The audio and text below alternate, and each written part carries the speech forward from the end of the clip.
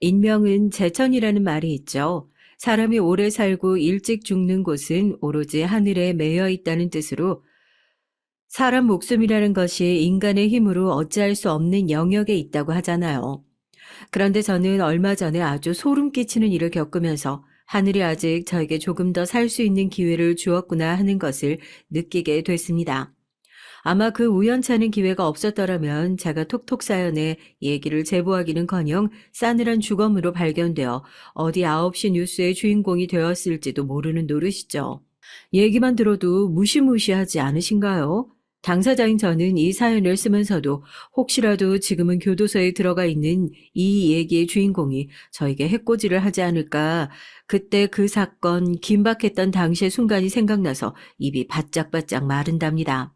참 이런 불미스러운 일로 톡톡 사연의 얘기를 제보하긴 했지만 사실 그전까지 제 인생은 아주 평범하디 그지없는, 물론 살면서 힘든 일 한 번을 안 겪어본 사람이 어디 있겠냐마는 톡톡 사연에 제보되는 다른 사람들에 비하면 뭐 이걸 사연이라고 제보하기도 참 애매하다 싶을 정도의 괴로움 정도만 겪으면서 인생을 살아왔던 것 같아요. 사연을 들으시는 대부분의 분들이 그렇지 않으신가요? 우리가 얘기를 들으면서 세상에 별일이 다 있다, 참 기가 막히다 하지, 나도 저런 일이 있었는데 싶진 않잖아요. 저도 그랬거든요. 와, 저 사람들에 비하면 내가 한 고생은 고생도 아니구나. 난 정말 하늘에 감사하다면서 더 열심히 잘 살아야겠다 그랬어요. 제가 이렇게 긍정적인 생각을 하면서 살 수 있었던 것은 저희 부모님의 덕이 컸습니다. 사람들이 말하는 금수저까지는 아니지만 그래도 어렸을 때부터 하고 싶은 공부나 갖고 싶은 물건을 돈 때문에 포기해 본 적은 없을 정도로 여유롭게 살았던 것 같아요. 저희 아버지가 예전에 전화 다이얼 아시죠? 이걸 만드시는 공장을 하셔서 큰 돈을 버시고 젊었을 때 고생을 너무 많이 해서 이제는 일 못 하시겠다, 일찌감치 임대업을 하시겠다고 꼬마 빌딩을 몇 채 사시고 은퇴를 감행하셨거든요.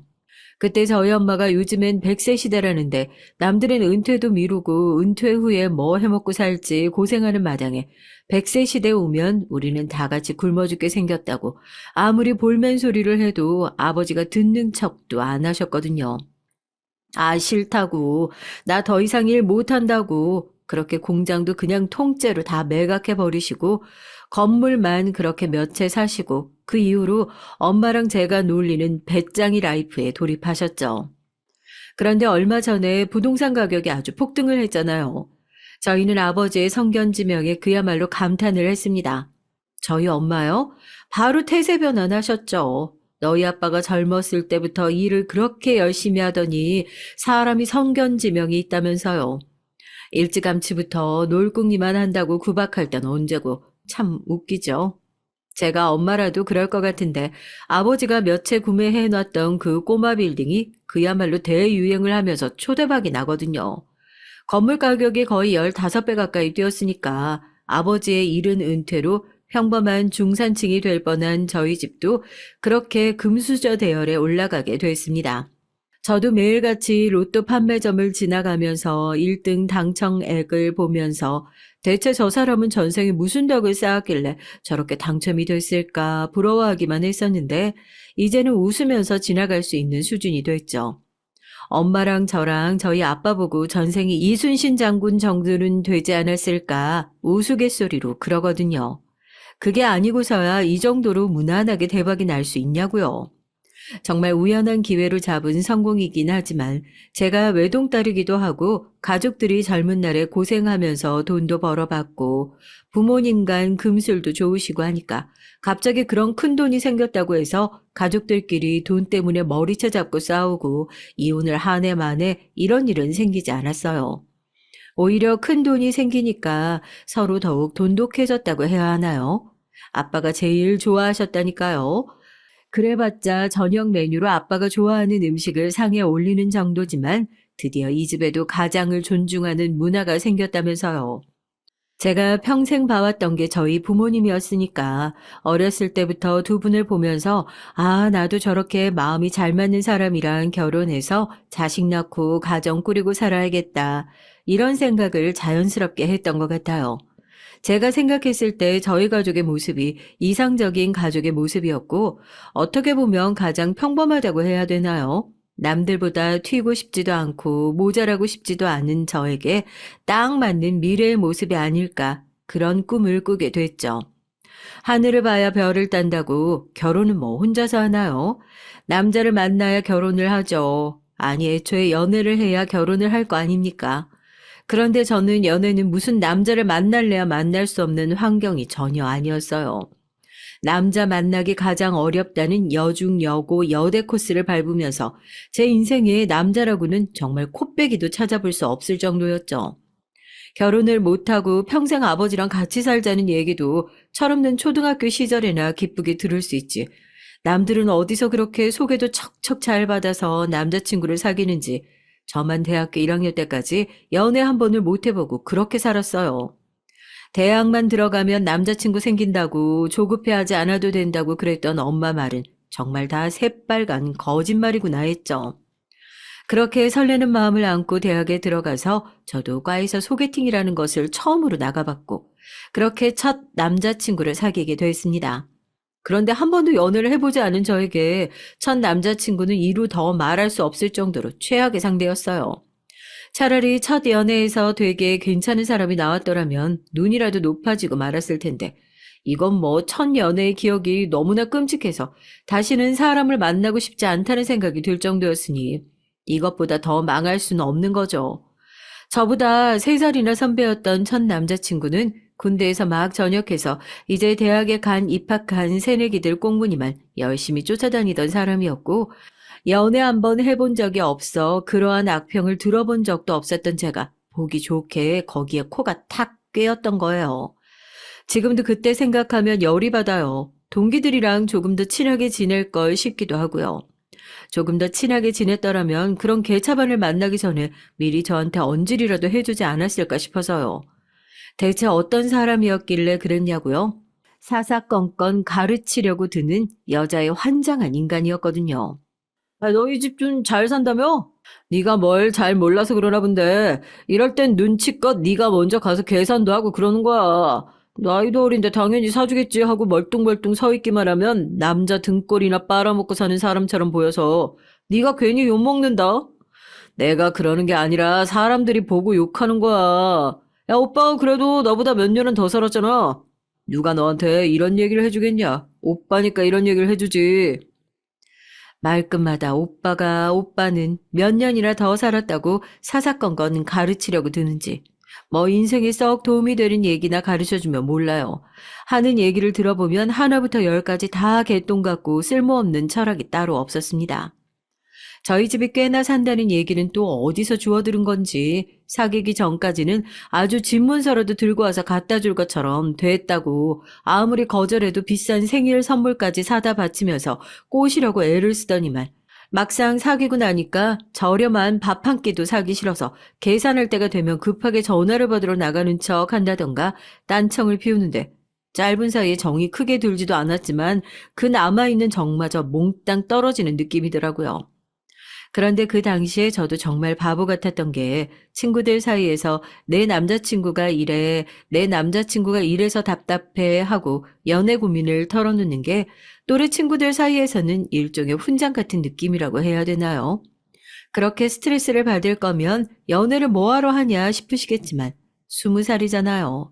철도 없고 별 생각도 없는 연애를 하는 상대방이 좋은 게 아니라 그냥 내가 연애를 하고 있다는 그 자체가 좋은 거요. 나랑 사귀고 싶어서 이렇게 목매는 상대방이 있다는 것도 좋고, 그러니까 그 말도 안 되는 연애를 계속할 수 있었던 거죠. 어쨌든 그 말도 안 되는 연애놀이가 그렇게 길게 가진 못했어요. 정 떨어지는 행동도 어지간히 해야 받아주죠. 오빠는 하는 사사건건 가르치는 행동으로도 못 참아줄 이유는 차고 넘쳤지만, 아무리 바보 같은 20대의 저에게도 절대 못 참아줄 만한 용납이 안 되는 행동이 있었으니 그건 바로 다른 여자에게 눈을 돌리는 일이었습니다. 그렇다고 대놓고 바람을 피는 멍청한 행동은 하지 않았어요. 만약 그런 짓을 했더라면 주선자 얼굴에 먹칠하고 횡단보도만 건너면 있는 대학교인데 얼마나 소문이 안 좋게 나겠어요. 그게 아니라 그냥 해도 여자를 너무 좋아하는 거예요. 딱히 그걸 숨길 생각도 안 하고요. 제가 입으로 이런 말씀을 드리는 것도 민망하지만 20대 때 제 외모가 그렇게 나쁘지 않았거든요. 물론 지금도 분명히 평균 이상이라고는 자부할 수 있지만요. 왜 스스로 하기에도 민망한 소리를 밑밥으로 깔고 있냐면요. 절대로 옆에 데리고 다니면서 창피해야 할 만한 외모가 아니라는 것을 말씀드리고 싶어서요. 제가 친구들한테 내 남자친구는 나랑 같이 다니면서 자꾸 다른 여자한테 눈길을 주는 것 같다라고 고민을 털어놓으면 대번에 널 두고 다른 여자한테 눈길을 왜 주냐고 미친 거 아니냐는 소리가 절로 나올 정도였어요. 그런데 제가 그거 가지고 따져 묻잖아요. 뭐라나요? 남자의 본능이래요. 지금 제가 그 남자친구를 사귀고 있으면 뭔 미친 소리냐고 뒤통수라도 3개 한 대 때려줬을 텐데. 정말 두고두고 후회가 되는 첫 연애입니다. 남자친구가 그런 말도 안 되는 뻘소리를 하는데도 그런가 보다, 오빠가 그렇다고 하면 그런가 보지 하고 넘어갔던 과거에 멍청했던 제 자신에게 정신 좀 차리라고 소리라도 질러주고 싶은 심정이에요. 남자친구가 아주 이상한 버릇이 있었거든요. 팔짱을 끼고 캠퍼스에서 데이트를 하는 도중에 외모가 조금이라도 괜찮고 몸매가 조금이라도 괜찮다 싶은 여자가 지나간다면 아주 목이 삐뚤어져라 고개를 돌리고 쳐다보는 거예요. 그것뿐만이게요. 어디 같이 나가서 제가 잠깐 한눈만 팔고 있으면 뭐 길을 알려준다고, 어려워 보여서 도와준다고 여자들한테 그렇게 먼저 나서서 말을 걸고 있어요. 처음에는 참 친절하고 사교적인 성격이라고만 생각했었는데 막상 제 남자친구가 처음 본 여자 곁에 서서 실실 웃으면서 그러고 있으니까 속이 터지더라고요. 아니, 나랑 데이트하고 있는데 고개까지 꺾어가면서 그렇게 다른 여자를 봐야겠어? 그럼 옆에 있는 내가 대체 뭐가 되냐고. 저 여자는 나를 뭐라고 생각하겠어. 여자친구가 무슨 호구인가 이렇게 생각할 거 아니야. 나 창피하게 만들려고 작정한 거야? 아무리 짜증을 내고 화를 내봐도 딱 그뿐이었어요. 몇 번이나 경고를 주면 고치는 것도 순간이었죠. 남자친구 얘기를 훈장처럼 트로피처럼 자랑하는 것도 이제 슬슬 지겹고 저도 오히려 이 연애라는 것이 제 인생의 엄청난 방해꾼처럼 느껴졌습니다. 아니, 세상 사람들은 이 스트레스 받고 짜증나는 걸 뭐하러 하나 싶고요. 연애만 하면 제가 늘 봐왔던 부모님처럼 행복하게 함께 지내다가 결혼하고 아이 낳고 그렇게 사는 줄만 알았는데 꽝 중에 꽝을 뽑았으니 그게 가당키나 했겠냐고요. 거기까지 생각이 닿으니까 이딴 시간 낭비도 그만해야겠다 싶더라고요. 그래서 과감하게 헤어졌어요. 지금 생각하면 왜 진작 헤어지지 않았는지 뭐 늦게 정신을 차리긴 했지만 이제 와서 어쩌겠어요. 젊은 날에 했던 그것도 다 경험이라고 생각해야죠. 어쨌든 첫 연애를 그렇게 끔찍하게 마무리하고 나니 그 다음부터는 누가 소개팅을 시켜준다고 물어봐도 한번 만나보지도 않고 거절을 하게 되더라고요. 사진을 보고 아무리 외모가 내 스타일이라고 하더라도 사람이 한번 크게 되어보니까 학습 능력이 생기더라고요. 내가 또 연애를 하면 좋든 싫든 그 사람 때문에 이렇게 쓸데없이 감정 소모할 일이 생길 수밖에 없을 텐데 이제 그런 시간 낭비는 더 이상 하고 싶지 않다는 생각이 들면서 그렇게 제 첫 연애가 문을 닫고 잠정 폐업 상태에 들어가게 됐죠. 정말로 대학을 졸업할 때까지는 한 번도 연애를 하지 않았어요. 결혼을 해서 평범하고 행복한 가정을 꾸려 살고 싶다는 저의 꿈도 그렇게 멀리 사라지는 것만 같았죠. 사실 연애를 생각하기에 제 상황이 너무 사치이기도 했고요. 다행히 첫 연애가 망하면서 제가 다시 공부에 눈을 돌릴 수 있게 됐고, 당시에 제가 중국어 학과를 다니고 있었는데 학교에서 우연히 2년간 어학연수를 갈 수 있는 기회를 얻게 됐거든요. 그런데 2년간 어학연수를 다녀와서 보니까 생각보다 해외에서 생활하는 게 저한테 너무 잘 맞는 거예요. 바로 취업을 하는 것보다 해외에서 뭔가 새로운 경험을 해보고 싶다는 생각이 들어서 부모님을 설득해서 졸업을 하고 또 한 2년 동안 중국 상하이에서 인턴 생활을 했어요. 너무 즐거운 직장 생활이라 시간 가는 줄 몰랐는데 인턴 생활을 마치고 본격적으로 취업 준비를 하기 위해서 다시 한국으로 돌아와 보니까 세상에 제가 그렇게 나이를 많이 먹었나 싶더라고요. 물론 제 주변 친구들이 조금 빠르게 결혼을 했던 것도 있지만 한국에 돌아오자마자 쏟아지는 친구들의 연락, 분명 다 같은 여대를 졸업했는데 어디서 그렇게 잘 만나서 벌써 결혼까지 하게 됐는지 주말마다 쏟아지는 청첩장, 제가 해외에 나가서 열심히 공부를 하고 일을 할 동안 저 혼자만 뒤처지게 된 것은 아닐까 걱정스럽기까지 했어요. 한국에 돌아와서 저도 본격적으로 구직 활동을 하기 시작했습니다. 다행히 학교에서 좋은 학점으로 졸업을 하기도 했고 중국 가서 인턴 생활을 했던 것이 큰 도움이 돼서 신입사원으로 회사에 들어가기엔 조금 늦은 감이 있긴 했지만 그 당시에 반도체 관련 대기업의 연구원으로 어렵지 않게 입사할 수 있었어요. 반도체의 경우에는 사이클이 있거든요. 제가 입사를 했을 당시에는 한참 전 세계적으로 반도체 붐이 불고 있을 시기라서 회사에 들어가고 난 이후로 한 1년간은 연애는커녕 주말에 친구조차 만나지 못할 정도로 바쁘게 일을 했습니다. 제가 주변 사람들한테도 늘 얘기하지만 회사에서 연봉 많이 준다고 오라고 하면 그 연봉 주는 이유가 있거든요. 저도 그 고액 연봉 얘기에 속아서 1년 동안 거의 노예처럼 회사에서 굴려졌으니까요. 딱 1년 지나고 저희 회사도 바쁜 사이클에서 벗어나고 나니까 조금은 숨통이 트이더라고요. 1년 동안 친구도 가족들도 거의 찾아보지 못하고 어쩌다가 쉬는 주말이 되면 집에서 에너지를 충전한답시고 뻗어있기 일쑤였는데 이제야 취미 생활도 갖고 싶어 주변을 둘러볼 수 있는 여유가 생겼습니다. 다들 사연을 들으신 경력이 있으니까 제가 얘기하는 말투만 봐도 대충 제 성격이 어떻겠구나 감이 오시지 않나요?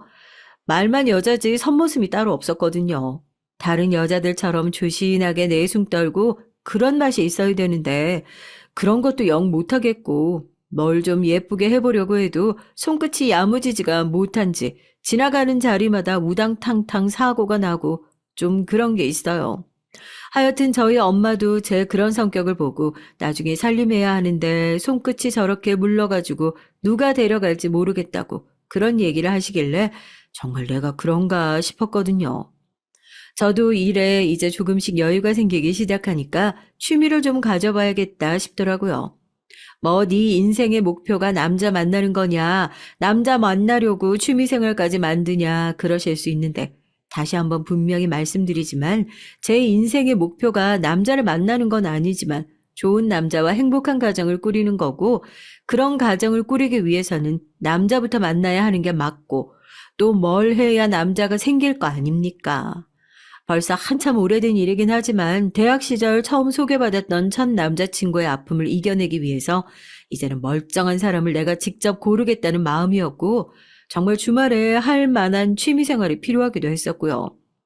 그때 입사한 동기들은 뭐 꽃꽂이부터 시작해서 굉장히 여성스러운 취미 혹은 자기 관리를 위해서 운동을 하는 친구들도 많았는데 제가 뭘 선택했는지 궁금하지 않으신가요? 전 주말마다 요리 교실을 나가는 걸 골랐어요. 제가요 또 엄마를 닮아서 요리 솜씨가 진짜 꽝이거든요. 요리를 못하는 사람은 불 조절을 못한다고 하던데 그게 맞는 것 같기도 하고요.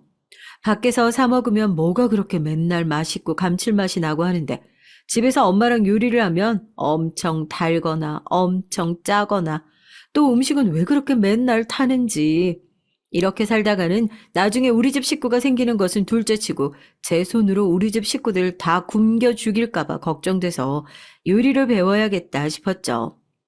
요리 교실이라는 게 대부분의 회원들이 여자잖아요. 뭐 이미 현직 가정주부이신 분도 오시고 결혼을 앞두고 있는 예비 신부들도 많이 오시고 요리가 업이신 분들도 계시고 저처럼 또 진짜 취미 생활을 즐기기 위해서 배우러 오시는 분들도 계시고 여하튼 남자를 만나기 위한 취미로는 꽝인 것을 말씀해 드리고 싶어요. 저희 교실을 딱 들어갔는데 앞불싸 앞치마를 두르고 있는 남자분이 딱 한 분 구석에 계시더라고요. 그것도 누가 봐도 결혼을 한 지 십수년은 되어 보이시는 중년의 남성분 말입니다. 솔직하게 말씀드려서 실망한 기색이 역력해서 취미는 취미로 즐겨야겠다 생각하고 떠듬떠듬 선생님이 가르쳐 주시는 것을 따라하고 있는데 그때 수업 시간에 늦은 지각생 하나가 헐레벌떡 앞치마를 둘러매고 제 옆에 빈자리에 서더라고요. 누가 이렇게 시간 하나도 못 맞추나 싶어서 고개를 들어 옆을 딱 봤는데 네, 저 거기서 운명의 상대를 딱 만났잖아요. 바로 저희 남편이었습니다. 뭐 운명의 상대를 보면 머릿속에서 댕댕하고 종치는 소리가 울린다고요? 비록 종치는 소리가 아니라 도마에 칼 치는 소리였지만 남편을 보자마자 와, 이 사람이랑 결혼하겠구나 싶더라고요. 운명의 상대는 보자마자 한 번에 알아볼 수 있다더니 정말 딱 알아보겠더라고요. 손끝은 얼마나 야무지고 사람은 얼마나 섬세한지 제가 이게 요리라고 하기도 민망할 정도로 재료들을 칼로 다 쥐어뜯어 놓고 있는 동안 남편은 자기 요리를 하기도 바쁜데 제 도마까지 넘어와서 이건 이렇게 하는 거다. 칼은 이렇게 쥐어봐라. 마치 개인 교습 선생님이 된 것처럼 저까지 가르쳐주기 바빴습니다. 지금 생각해보니까 그렇게 요리를 잘 하는데 왜 굳이 요리 교실을 또 찾아와서 뭘 배우고 있을까 싶기도 했는데 그때는 그저 운명의 상대를 만나려고 하니 이런 곳에서도 다 만나는구나. 집신도 다 제 짝이 있다더니 하느님이 드디어 이런 곳에 떨어져 있는 집신에게도 관심을 주셨구나 했다니까요. 이상한데 또 긍정적이죠. 매주 2번 있는 요리교실 수업이 또 남편을 볼 수 있을까 하는 기대감으로 가득 차게 됐습니다. 자리를 정해준 것도 아니었는데 매일 조금씩 지각을 하는 남편은 자연스럽게 비어있는 제 옆자리로 오게 됐죠. 저도 누군가가 비어있는 제 자리로 와서 이 자리 써도 되냐고 물어보면 자연스럽게 아, 자리 주인 있다고, 올 사람 있다고 그렇게 말하면서 자리를 맡아주는 정도가 됐죠. 그곳 사람들과 다 같이 친해졌던 건 아니고 몇몇 마음 맞는 사람들과 친해졌는데 그분들도 하도 붙어 다니기에 이미 잘 되고 있는 줄 알았다는 거예요. 정작 요리교실에서 칼질 배우는 걸 제외하면 사적으로는 말 한마디 섞어본 적이 없는 사이인데 말입니다. 저 수업 끝나고 바쁜 일 있으세요? 바쁜 일 없으시면 차나 한잔하고 가시면 어때요? 저희가 수업 끝나고 나면 다 같이 모여서 요 밑에 카페에서 차도 마시고 대화도 하고 하는데 맨날 수업은 같이 듣는데 얘기를 해본 적은 한 번도 없는 것 같아서요. 운명의 상대를 만났는데 어떻게 합니까? 자존심도 없이 여자가 먼저 말을 거냐, 남자가 말을 걸게 유도를 해야 하는 것 아니냐. 그런 건 모르겠고 우선은 눈앞에 나타난 운명을 놓치지 않는 게 더 중요한 거 아니겠어요? 수업이 끝나자마자 눈길도 안 주고 가버리려는 남편을 그렇게 제가 먼저 붙잡았어요. 대체 어떤 사람인지 궁금하기도 했고요. 다행히 남편은 안 그래도 저랑 얘기를 한번 나눠보고 싶다면서 흔쾌히 차를 한잔 하자는 얘기에 응했고 말이 좋아 다 같이 했던 커피 모임이지 저와 남편의 소개팅 자리를 관전하는 요리교실 언니들의 자리가 되었다니까요. 지금 생각하면 민망해 죽을 것 같은데 그때는 어떻게 둘 다 뻔뻔하게 앉아서 대화를 했는지 모르겠어요. 제가요, 또 못 견디는 포인트가 하나 있거든요. 정이 많아도 너무 많아요. 사람이 살면서 내가 도와주지 못하겠다 싶은 일은 칼같이 손을 놓아버리고 그런 면이 있어야 이 거칠고 험한 세상 잘 살아갈 수 있는데 제가 그게 안 되는 거예요. 길을 가다가도 구걸하는 사람이 보이면 적선하지 않고서는 그냥 지나가지를 못하는 성격이고 이상하게 사람들도 차고 넘치게 가지고 있는 사람들보다는 모자라고 뭐가 궁한 사람들한테 더 마음이 가요. 그런 성향 때문에 크면서 사람한테 배신당하고 뒤통수 맞고 대었던 적이 한두 번이 아닌데도 사람 성향이 괜히 성향이고 기질이란 게 괜히 기질이겠냐고요. 아무리 고치려고 애를 써도 그게 쉽게 고쳐지지가 않잖아요. 친구가 저보고 그랬거든요. 너 뒤통수를 맞는 게 아니라 뒤통수가 아예 떨어져 나가서 더 이상 맞을 뒤통수가 없어야 정신을 차릴 거라고요. 제가 지금 그 친구한테 그래요. 너 회사 관두고 어디 나가서 돗자리라도 펴고 점이라도 봐주라고요. 용하다고요. 여튼 그런 말도 안 되는 저의 기질을 딱 자극하는 남자였습니다. 안 그래도 눈길이 가는 사람인데 커피를 마시면서 얘기를 해보니까 세상에 뭐 그렇게 혼자서만 힘든 인생을 살았는지 옛날 만화 중에 들장미 소녀 캔디를 기억하시는 분 있으시죠? 거기 테리우스라는 캐릭터 나오잖아요. 외모는 잘생겼는데 사생하고 어머니 생각으로 가판 위에서 울고 있는 남편 얘기를 시작하는데 바로 그 테리우스가 딱 겹쳐져 보이는 겁니다. 정말 지독하게 힘든 인생을 살았더라고요. 저도 얘기를 듣는데 눈물이 찔끔찔끔 나와서 주책맞게 휴지로 눈물을 찍어낼 정도였으니까요. 미혼모인 어머니에게서 나고 자라서 평생을 사랑받는 법도 모르고 자랐는데 그런 어머니마저 일찌감치 세상을 뜨게 되고 혼자서 어렸을 때부터 안 해봤던 일이 없었다고요. 요리를 좋아하는 사람인데 가게를 차릴 돈도 없고 사는 게 너무 힘들어서 그렇게 요리를 잘하는 손으로 벽돌을 나르고 노가다를 하기도 했었답니다. 그렇게 일을 하면서 연이 닿게 된 여자와 결혼을 하려고 준비를 하고 있었는데 결혼을 앞두고 돌연 사고로 세상을 뜨게 됐대요. 자기가 사랑하는 사람은 모두 자기 곁을 떠나는 것 같아서 괴로운 마음에 어디론가 사라지고 싶다는 생각, 도망치고 싶다는 생각을 하다가 그동안 자기를 사랑해줬던 사람들 생각을 하면 또 마구잡이로 살 수 없을 것 같아서 정말 자기가 좋아하는 일을 다시 시작해보기 위해서 요리 교실에 다시 다니고 정식으로 요리를 배우고 있다고 하더라고요. 이사를 온 지도 얼마 되지 않았답니다. 원래 살던 곳에 계속 정착해서 살려고 했었는데 그곳에 있다 보면 자기 옆을 떠나간 어머니나 전 여자친구 생각이 나서 자기도 뭔가 극복해봐야겠다는 생각으로 짐을 싸들고 이쪽 지역으로 넘어오게 된 거라고요. 정말 눈물 없이는 들어줄 수 없는 사연이 이어지고 저희 다 얘기를 들으면서 눈물 콧물 쏟았다니까요. 사람이 그렇잖아요.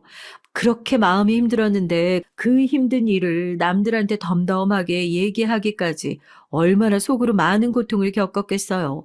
감히 상상도 할 수 없는 일이죠. 저희를 그렇게 다 올려놓고 정작 본인은 쓴 웃음만 지으면서 덤덤하게 얘기하는 모습을 보니까 저도 모르게 마음속 깊은 곳에서 보호 본능이 샘솟는다고 해야 하나요? 아, 저 남자 정말 외롭고 쓸쓸하게 살아왔구나. 저 남자의 텅 빈 마음을 내가 채워줄 수가 있을까? 저 깊고 외로움을 내가 채워줄 수 있을까?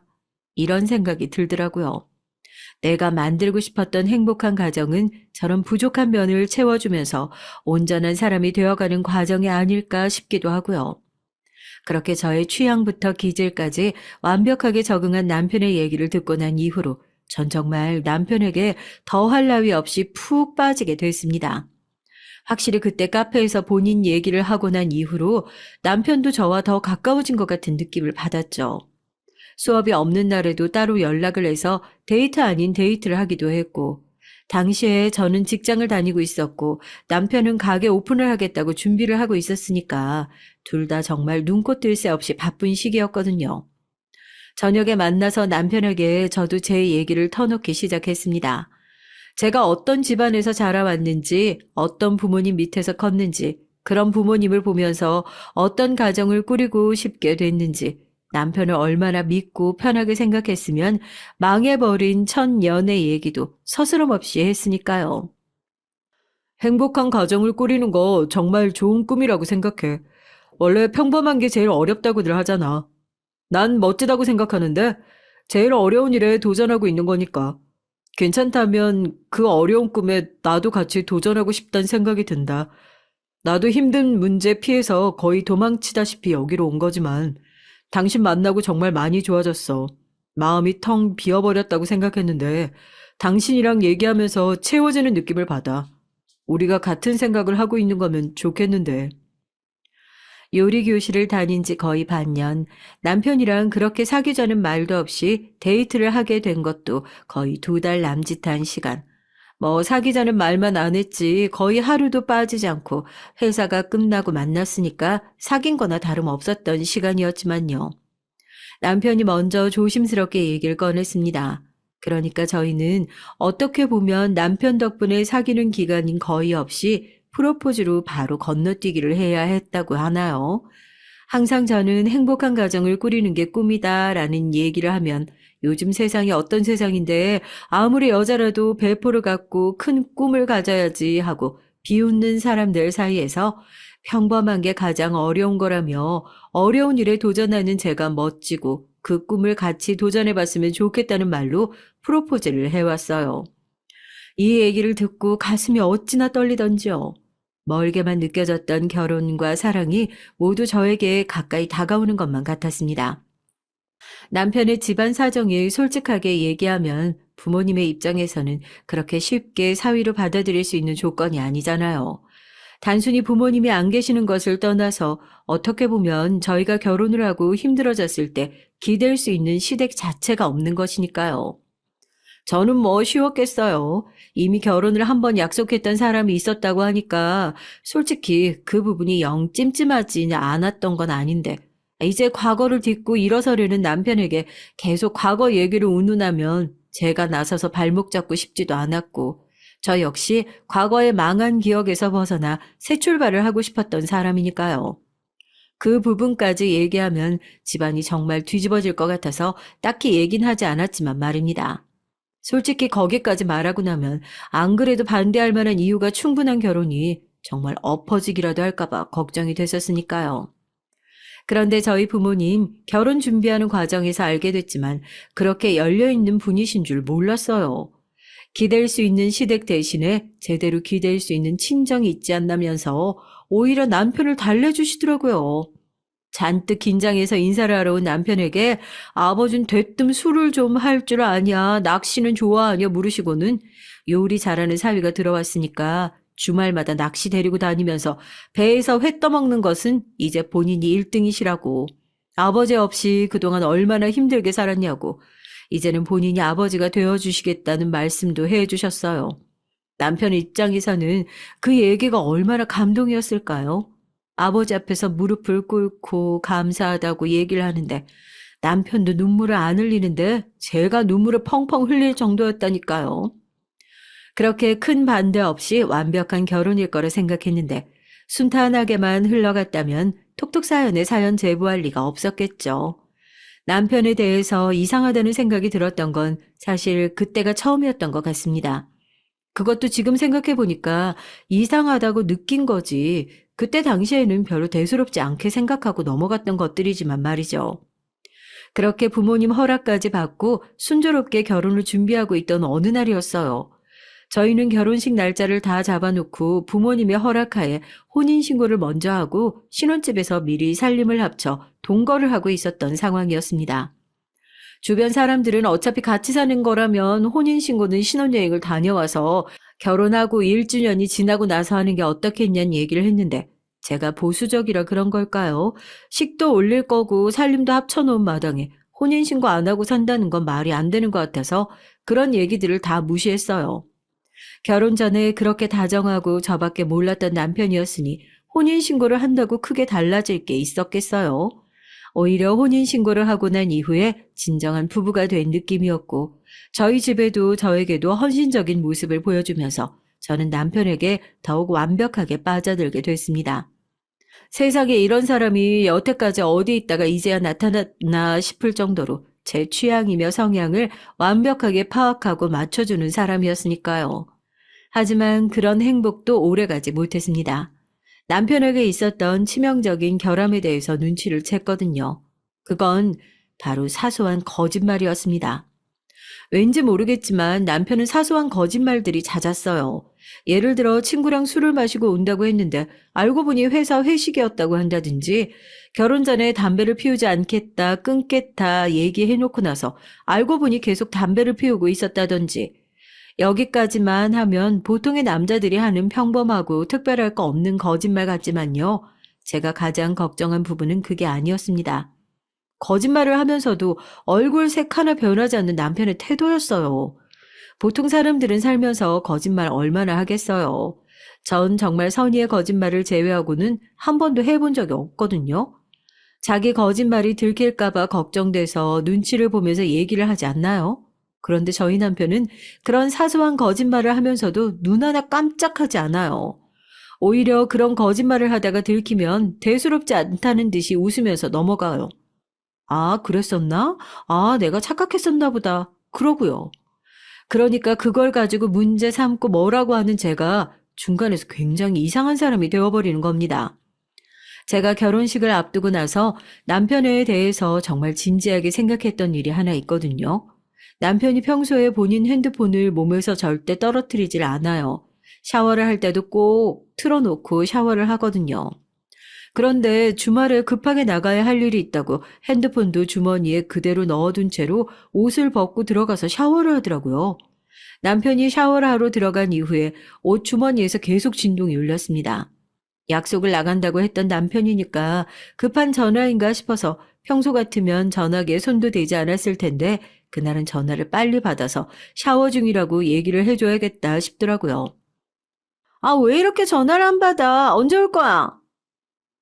저장되어 있지 않은 번호, 전화를 받으니까 짜증 섞인 여자의 목소리가 흘러나왔습니다. 순간 심장이 덜컹 하더라고요.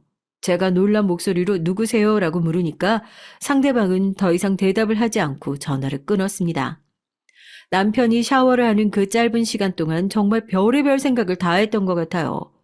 지금 남편이 바람을 피고 있는 걸까? 그동안 지켜봐왔던 남편은 사소한 거짓말 때문에 의심스럽긴 했어도 여자 문제 때문에 제 속을 썩일 만한 그런 모습은 보이지 않았었다고 자부했는데요.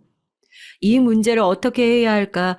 그냥 모른 척 넘어갈까 하다가 그건 도저히 제 마음이 용납이 안 되더라고요. 제 성격이 원래 그렇거든요. 남들은 판도라의 상자를 열어보지 않는 것이 맞다고 하지만 전 여전히 언젠가 맞아야 할 매라고 한다면 빨리 맞아버리자 주의라 샤워하고 나온 남편에게 핸드폰을 내밀면서 이게 무슨 전화냐 물었습니다. 어떤 여자가 굉장히 친근하게 전화를 걸었는데 내가 받으니까 당황한 것처럼 끊었다고요. 저희 남편 정말 표정 하나 바뀌지 않고 오히려 저한테 뭐 그런 것을 가지고 의심을 하냐고 잘못 걸린 전화겠지 하더라고요. 양치기 소년 얘기하시죠? 양치기 소년이 거짓말을 하도 하고 나니까 사람들이 진짜 늑대가 나타났다고 하더라도 믿지 못한다는 얘기요. 그때 제 마음이 딱 그랬거든요. 남편이 벌써 저한테 거짓말을 했던 게 몇 번이고 그때마다 거짓말이 아니라는 듯이 웃으면서 넘어갔던 게 또 몇 번인가요? 평소 같았으면 아무렇지도 않게 반응하는 남편을 보면서 정말 그런가 보다 하고 말았을 텐데요. 이게 이상하게 의심스럽더라고요. 평소와 다르게 더 캐묻고 정말 진지하게 남편을 앉혀놓고 물었습니다. 정말 모르는 사람이 맞냐? 어떻게 모르는 사람이 그렇게 친근하게 전화를 거냐? 그리고 어떻게 모르는 사람이 전화를 안 받는다고 잘못된 전화로 그렇게 계속해서 전화를 하냐? 지금 나가기로 한 약속은 누구 만나러 가는 거냐? 저 누군가를 그렇게 의심하고 누군가한테 그렇게 집착하고 절대 그런 성격이 아니거든요. 남편한테 그런 질문을 하면서 저 스스로도 놀랐어요. 제가 그렇게 의처증 환자같이 굴 줄 몰랐으니까요. 그런데 남편은 절대 아니라고 딱 잡아 떼는 거예요. 정말 친한 친구 만나러 가는 거라고요. 믿기지 않으면 그냥 차 안에서 본인이 누구 만나는지 보기만 해도 좋다고요. 거기까지 가면 알겠다고 믿겠다고 할 법도 한데 기어이 남편을 따라 나섰습니다. 그리고 뭐 별거 없었어요. 남편은 정말 저에게 말했던 남편의 오래된 친구를 만나러 갔고 저는 주차장에서 그걸 지켜보고 있었습니다. 허무하더라고요.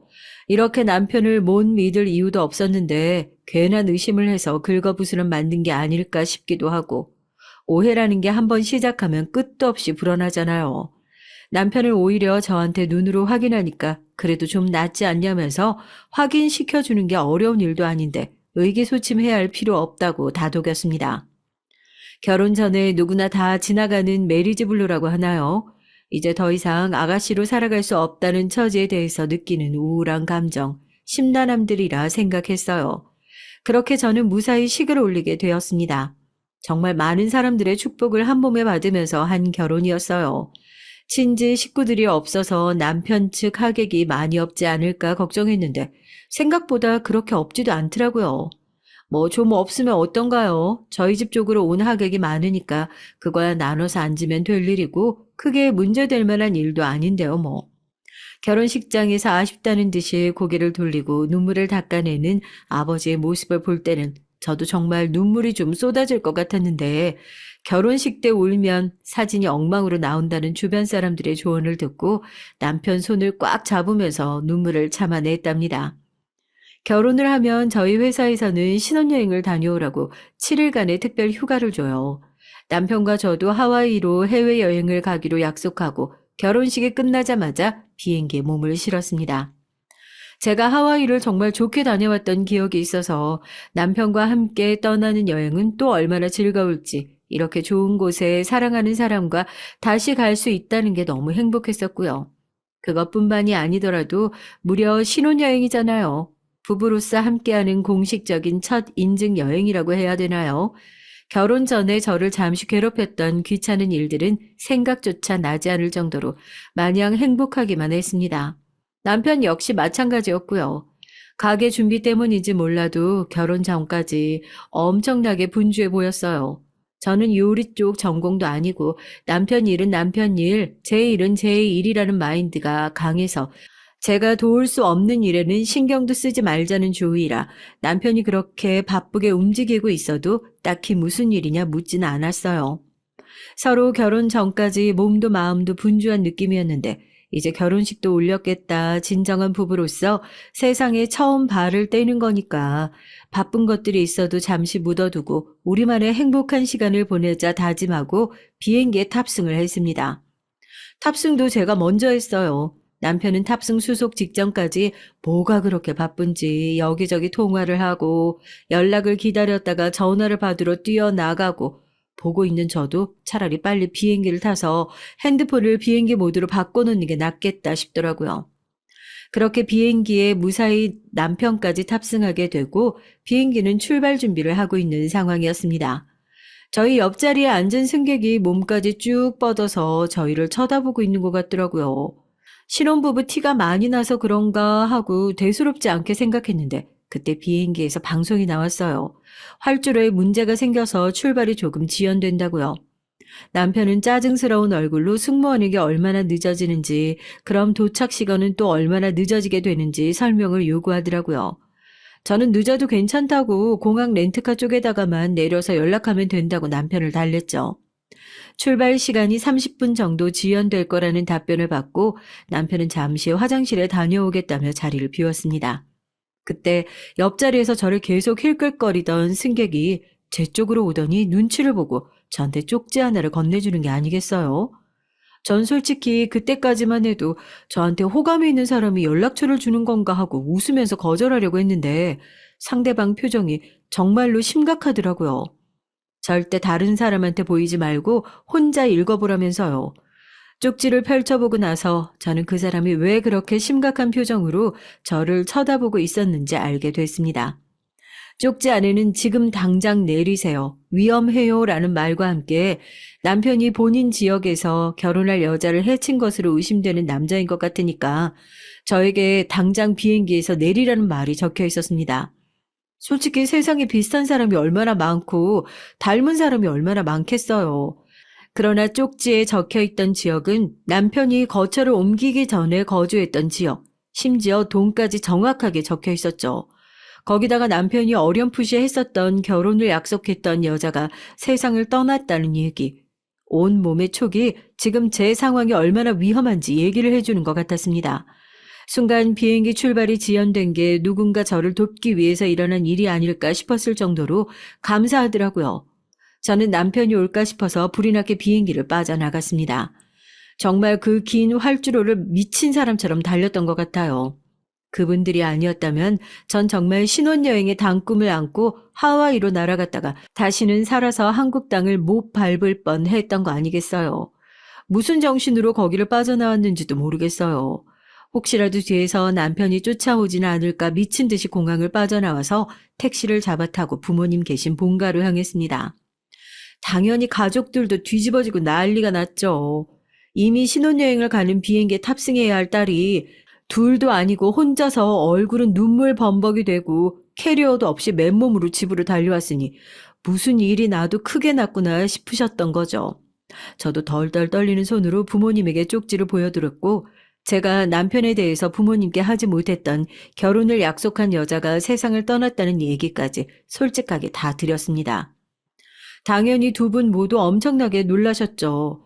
다른 문제가 아니라 정말로 제가 잘못됐으면 어쩔 뻔했냐면서 거기서라도 사실을 알게 되어 이렇게 도망쳐온 걸 정말 잘했다고 엄마가 저를 끌어안고 펑펑 우셨습니다. 핸드폰이 미친 듯이 울리더라고요. 제가 비행기에서 도망친 걸 안 건지 남편한테 계속해서 연락이 오고 있었습니다. 제가 전화를 받지 않자 눈치를 챈 건지 아니면 정말 화가 나서 그런 건지 몰라도 이걸 남편이 보냈다고 믿지 않을 정도로 욕설이 가득한 문자들이 쏟아졌어요. 심장이 터질 것처럼 쿵쾅거리고 마음이 진정되지 않는 상태였고 부모님은 남편이 집으로 찾아오지 않게 경찰에 미리 신고를 해줄 테니 걱정하지 말고 우선 방에서 기다리라고 하더군요.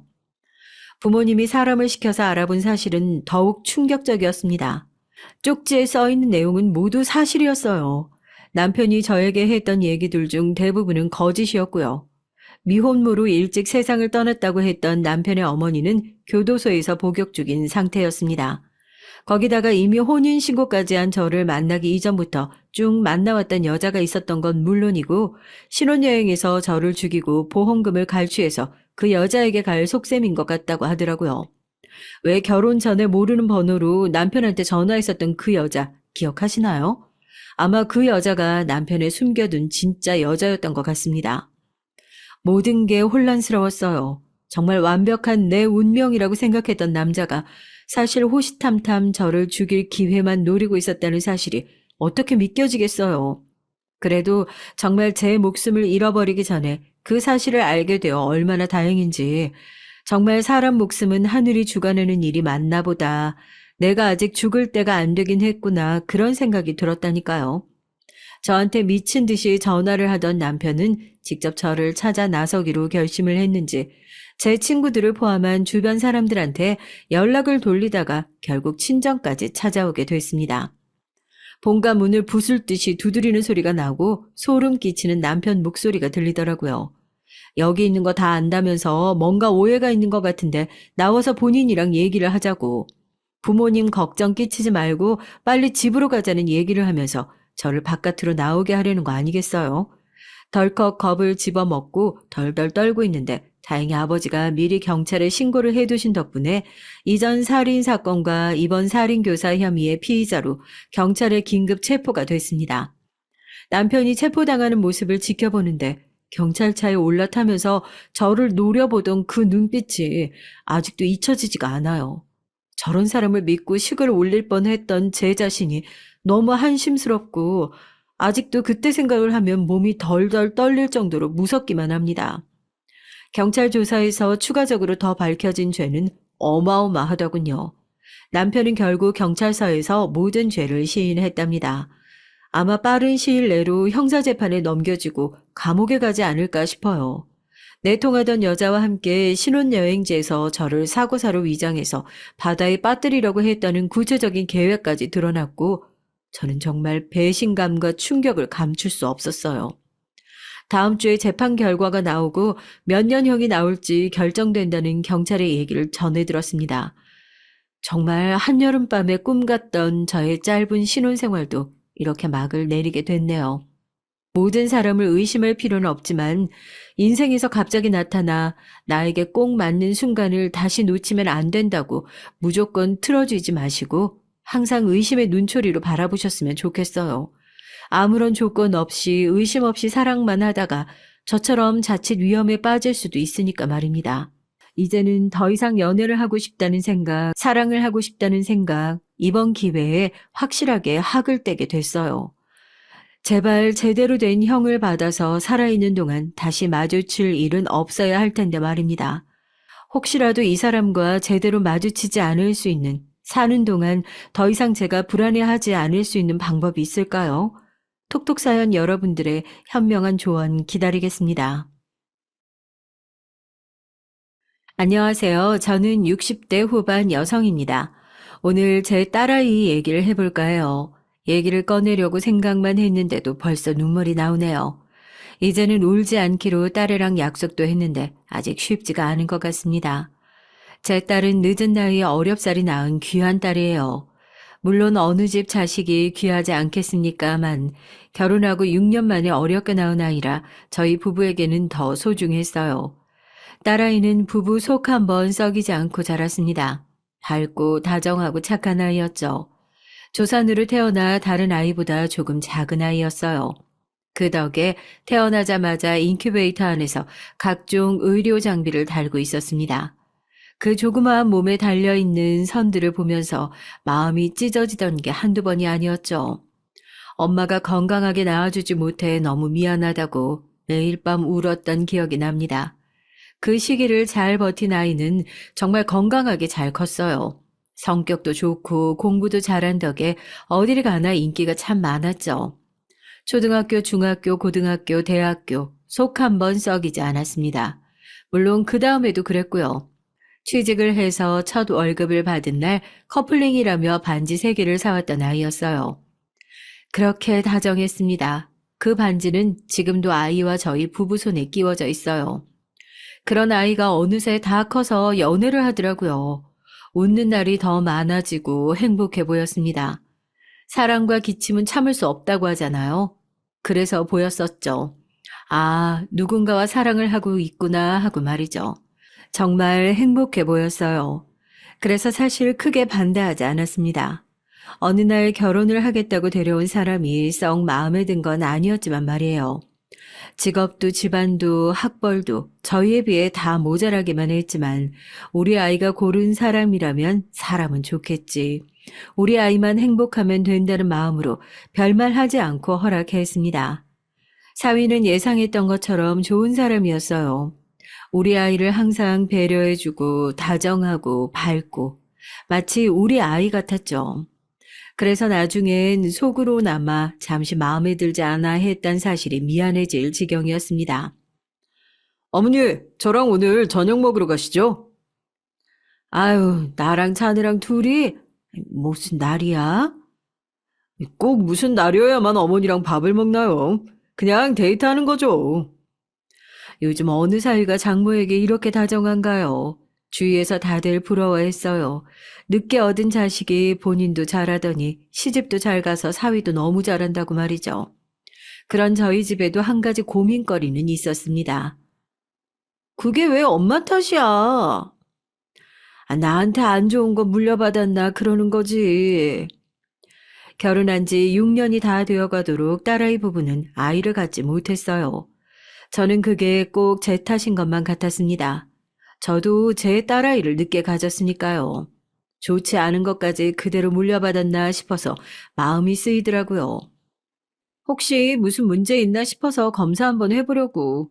너무 걱정은 하지 마. 요즘 난임 부부들 되게 많아서 아기 갖기 그렇게 어렵지 않대. 딸아이가 말은 그렇게 해줬지만 걱정이 되는 건 어쩔 수 없더라고요.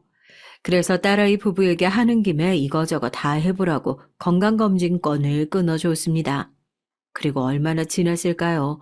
처음에는 제가 너무 신경 쓰는 것 같으면 딸아이도 스트레스 받을까봐 모른 척 했지만 아이가 하도 연락도 없고 어떻다 아니다 연락해 오는 게 없길래 참지를 못하고 결국 사위에게 전화를 했습니다. 제 전화를 받는 사위의 목소리가 어두웠어요. 그래서 혹시 뭔가 결과가 잘못 나온 건가 하고 심장이 쿵 내려앉았습니다. 차라리 불임이었으면 나았을 걸. 지금은 그렇게 생각하지만요. 어머니, 민영이가 왜 말을 못해? 민영이가 어머니한텐 절대 말하지 말라고 했는데 저는 부모님도 아셔야 하는 문제 같아서요. 심장이 떨리다 못해 손까지 떨려왔어요. 평생 처음 느껴보는 두려움이었을 겁니다. 민영이가 유방암이래요. 정말 하늘이 무너져 내리는 것만 같았죠. 제 딸아이 이제 겨우 37, 아직 한창인 나이에 유방암이라니요. 손발이 덜덜 떨리고 얼굴이 차가워지는 게 느껴질 정도였습니다. 그런 제 얼굴을 보고 남편이 황급히 다가왔죠. 왜? 아니 무슨 일인데 그래? 민영이가, 민영이가. 그대로 저는 기절을 했어요. 눈을 떠보니 병원 응급실이더라고요. 울고 있는 민영이와 사위, 그리고 착잡한 얼굴에 남편이 앉아 있었죠. 이 모든 게 꿈이길 바랬지만 가족들의 표정을 보고 알았습니다. 이 악몽 같은 현실이 꿈이 아니라는 것을요. 엄마, 미안해. 딸의 그 말을 듣자마자 왈칵 눈물이 흘렀습니다. 네가 뭐가 미안해라고 말해주며 한참을 부둥켜 안고 엉엉 울었어요. 남편과 사위가 요즘은 의학기술이 발전돼서 고칠 수 있다고 저희를 다독여 줬습니다. 딸아이는 유방암 3기라고 했어요. 가슴 한쪽을 절제하는 수술을 해야 한다더라고요. 정말 심장이 쿵 하고 떨어졌습니다. 물론 그 어느 것도 아이를 살리는 것보다 중요한 건 없었지만 아이가 받을 상실감을 생각하니까 정말 세상이 무너지는 것 같았죠. 그 얘기를 듣는 딸아이의 표정도 그래 보였고요. 그런 딸아이를 달래준 건 저도 제 남편도 아니었습니다. 그런 걸 뭘 그렇게 심각하게 듣고 있어. 그 어느 것도 당신 목숨보다 중요한 게 아니야. 난 어떤 당신이라도 사랑해. 당신은 내가 어디 한 곳 떨어져 나간다고 해서 나 안 사랑할 거야? 아니잖아. 단호하게 그렇게 말해주는 사위가 너무 고마워서 눈물이 났어요. 딸아이는 펑펑 울더라고요. 다시 한번 생각했습니다. 정말 사위 한번 잘 드렸다고요. 뭘 가져갔던 간에 좋은 사람인 게 먼저라고 말이죠. 그렇게 딸아이의 긴 투병 생활이 시작됐습니다. 가슴 절제 수술을 하고 항암을 받고 방사선 치료를 받고 딸이 점점 말라가는 게 보였죠. 항암 치료 힘들다 힘들다 말은 많이 들었지만 지척에서 바로 고생하는 걸 보니까 상상 이상으로 힘들다는 것도 알게 됐어요. 할 수만 있다면, 정말 그럴 수만 있다면 제가 대신 아파주고 싶었습니다. 매일 밤 빌었어요. 제가 대신 아프게 해달라고 말이죠. 엄마, 난 괜찮아. 하나도 안 아파. 그렇게 말하며 힘없이 웃는 아이에게 아무것도 해줄 수 있는 것이 없음이 너무너무 가슴이 아팠어요. 여보, 잠깐 이야기 좀 해요. 그날도 출근해서 자리를 비운 사위를 대신해 낮에 병원에 있던 저에게 남편이 다가와서 조용히 말을 걸었습니다. 아이는 잠들어 있었어요. 왜? 무슨 일 있대요? 덜컥 겁이 났습니다. 2차 항암 결과를 기다리는 중이었거든요. 아니, 그 이서방 문제로 할 말이 있어서 그래. 그 말에 조용히 남편을 따라 나섰어요. 보호자 휴게실에 도착한 남편은 길게 한숨을 쉬더라고요. 우리 아 민영이 부모니까 다 감내하고 또 그럴 수 있지만 이서방은 아니잖아. 이러나 저러나 남인데 이렇게 투병 기간이 길어지면 이서방도 곧 지칠 거야. 매일 회사 병원 회사 병원. 우리 애뿐 아니라 이서방도 저게 사람 사는 꼴이 아닌데. 우리 애가 아픈 거에 정신이 팔려서 미처 생각하지 못했던 부분이었습니다. 그리고 생각해보니 아무리 사위가 좋은 사람이라고는 하지만 긴 병에 장사 없다고 언젠가 지칠 것 같더라고요. 길어질 이 병과의 싸움에서 사위가 지치게 만들 수는 없다고 생각했어요. 우리가 번갈아 가면서 낮밤 지키고 다음에 퇴원할 때에도 초반에 기운 차리는 동안에는 우리 집에서 데려가는 걸로 합시다. 이서방이 괜찮다고 해도 당신이 당신 밥 먹이고 싶다고 하면서. 고개를 끄덕였어요. 그리고 사위가 올 때를 기다렸다가 말을 했죠. 이제 평일에 매일 병원으로 퇴근하지 말고 일주일에 2번 정도만 하라고요. 저랑 제 남편이 있겠다고. 그랬더니 사위가 펄쩍 뛰었습니다.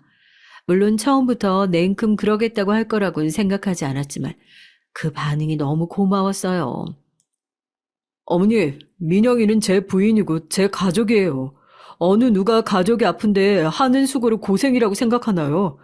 저는 제가 민영이 옆에 있고 싶어서 있는 겁니다. 그러니까 신경 쓰지 마세요. 그리고 민영이가 어머니 댁에 가서 쉬고 싶다고 하면 그건 따르겠습니다. 하지만 옆에 있는 건 제가 할 수 있게 해주세요. 정말 너무 고맙더라고요. 그래서 그 앞에서 또 펑펑 울었어요. 우리 민영이가 정말 사람 복은 많다고 어떻게 이런 남편을 만나게 됐는지 모르겠다고 하면서 말이죠. 그 뒤로 사위에게 하나라도 더 주고 더 잘해주려고 노력했습니다. 아니, 자네 밥을 왜 이렇게 못 먹나? 어느 날 사위가 밥을 제대로 먹지 못하는 것 같길래 물었죠. 그러고 보니 살이 좀 빠진 것 같기도 했고 말이죠. 그냥요. 입맛이 없네요. 그렇게 말했지만 병원밥이 입에 맞지 않는 것 같았습니다. 저도 먹어야 움직이고 그래야 딸을 간호할 수 있으니 밀어 넣은 거지 병원밥이 참 맛이 없긴 하잖아요. 하루 이틀도 아니고 계속 그런 밥을 먹고 있어야 하니 살이 빠진 것도 당연한 일이었습니다. 그래서 집에서 바리바리 반찬들을 해다가 날랐죠. 사위가 잘 먹었던 것들을 생각해서 말이죠. 아유, 어머니 안 그러셔도 되는데. 아휴, 이거라도 하게 해줘. 반찬 만들고 이러면서 아무 생각도 안 해도 돼서 나도 좋았네. 거짓말은 아니었습니다. 반찬들을 만들면서 잠시라도 현실의 고민들을 잊기는 했으니까요. 몸이 힘든 줄도 몰랐습니다. 그러던 어느 날이었어요. 병원 데스크 앞을 지나가는데 저희 담당 간호사님이 늦은 식사를 하고 계셨어요. 꾸벅 인사를 하고 지나가는데 반찬통이 낯익었습니다. 그래서 인사를 하다 말고 그 반찬통을 빤히 바라보자 그 간호사님이 벌떡 일어나서 민망한 듯 인사를 하더라고요. 이거 오민영 환자분 보호자분이 제가 늦게까지 밥을 못 먹었다고 하니까 저 먹으라고 주신 건데 원래 보호자분께 이런 거 안 받는데 제가 너무 배고파서 받아버렸네요. 민망한 듯 긁적거리며 고개를 숙이더라고요. 아휴, 그럴 수도 있죠. 늦은 시간까지 고생하시는데 늘 이렇게 식사가 늦어서 어째요? 그거 제가 만든 건데 앞으로 더 넉넉하게 만들어 놓을 테니까 언제든 드세요. 우리 애 늘 잘 봐주시는데. 아니요, 아니요. 마음만으로도 너무 감사합니다. 괜찮아요. 간호사님은 항상 친절하게 웃으며 우리 애를 봐주시던 분이었어요. 제가 인상이 참 좋다고 그리고 너무 친절하다고 좋아하던 분이셨죠. 사위도 늘 감사하게 생각하던 분이라 챙겨드렸나 보다 했죠. 어머니가 허락도 안 받고. 아니 뭐 그런 걸로 그러나 당연히 그럴 수도 있지. 앞으로도 자네가 좀 챙겨드려. 내가 반찬은 계속 해다 놓을 테니까. 2차 항암이 그렇게 끝났습니다. 병원에서는 암이 더 커지진 않았지만 전이가 된 부분은 딱히 차도는 없다고 했어요. 그러고는 임상을 해보는 게 어떠냐는 얘기를 하더라고요. 젊은 사람들은 암이 빨리 퍼져서 암이 더 커지지 않은 게 다행이라고 힘없이 웃는 딸에게 아무 말도 해줄 수 없었습니다. 하루빨리 체력을 끌어올려 임상시험을 받아보겠다고 의지를 내비치는 딸에게 고마웠어요. 저도 힘들 텐데 말이죠. 내가 데리고 있으면서 좀 잘 먹이고 체력을 올려놓겠네. 이번에는 사위도 수긍을 했어요. 아무래도 남편이 출근하고 아무도 없는 집에 하루 종일 혼자 있는 것보다 제가 옆에 있으면서 이것저것 해주는 편이 딸아이에게 좋다는 것을 사위도 받아들인 모양이었습니다. 그렇게 한 달 정도를 저희 집에서 딸아이는 회복기를 가졌어요. 그리고 임상을 하기 위해 다시 병원에 입원하던 날이었죠. 먼저 온 사위가 지난번에 그 간호사와 웃으며 얘기를 하고 있는 모습이 보였습니다. 저 정도로 친했나 싶은 마음이 들긴 했지만 병원에 거의 살다시피 하는 사위라면 그럴 수도 있겠다 생각했죠. 또 우려진 분들과 친하게 지내는 건 좋은 일이기도 하고요. 자기 왔어? 딸아이를 보고 환하게 웃으며 다가와 안아주는 사위를 보고 잠시라도 무슨 생각을 한 건가 싶어서 또다시 제 자신을 탓했습니다. 하지만 한번 그런 생각을 했었기 때문일까요? 자꾸 그 사위와 간호사가 너무 필요 이상으로 가깝다는 생각이 들었죠. 그렇게 그냥 이상하다는 느낌만 받고 있던 어느 날이었습니다. 사위가 그 간호사와 다정히 뭔가를 속닥이는 모습을 봤어요. 정말 가까운 사람처럼 말이죠. 자네 여기서 뭐 하나? 어머님 오셨어요? 박 간호사님께 뭐 여쭤볼 게 있어서 잠시 나왔어요. 그러면서 저를 데리고 서둘러 그 자리를 피하더라고요. 물론 제가 사위가 서두른다 그렇게 생각한 걸 수도 있죠. 하지만 그냥 넘어가기엔 너무 찜찜했습니다. 그날부터 사위와 그 간호사를 의심 아닌 의심의 눈초리로 지켜봤던 것 같아요. 확실히 둘이 필요 이상으로 친해. 혼자 중얼거리는 말을 남편이 들었습니다. 누구랑 누가? 아무에게도 하지 않은 얘기였어요. 혹시나 진짜일까 무서워서요.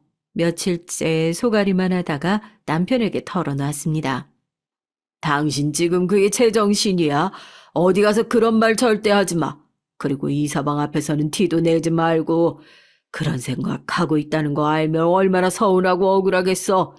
이서방이 우리 민영이 간호를 얼마나 열심히 하는데 그것만 봐도 민영이에 대한 마음이 느껴지지 않어? 맞아요. 사위는 정말 딸아이에게 지극정성이었습니다. 아이가 입원을 하고 나서부터 간호를 소홀히 한 적도 단 한 번도 없었고요. 박 간호사님 결혼하셨잖아요. 아, 그래요? 지나가듯 박 간호사가 너무 참해서 중매라도 서고 싶다고 말했더니 동료 간호사들이 얘기해 주더군요. 그녀가 결혼을 한 유부녀라는 사실을 알게 되고는 의심을 좀 지웠습니다. 내가 정신적으로 지쳐가고 있나 보다 생각했고요. 그런 끔찍한 일은 일어나서는 안 되는 거니까요. 하지만 그 끔찍한 제 상상으로만 끝났어야 했던 그 일은 결국 현실로 다가왔습니다. 그날은 제가 병원에 가지 않기로 한 날이었어요. 사위와 딸만 둘이 있는 날, 근데 봤던 빈 반찬통이 마음에 걸렸습니다. 사위가 잘 먹는 깻잎 장아찌였어요.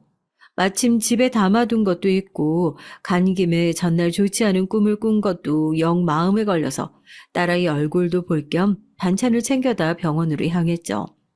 딸아이는 제가 들어가니 이제 막 잠에서 깬 듯한 눈을 비비고 있었어요.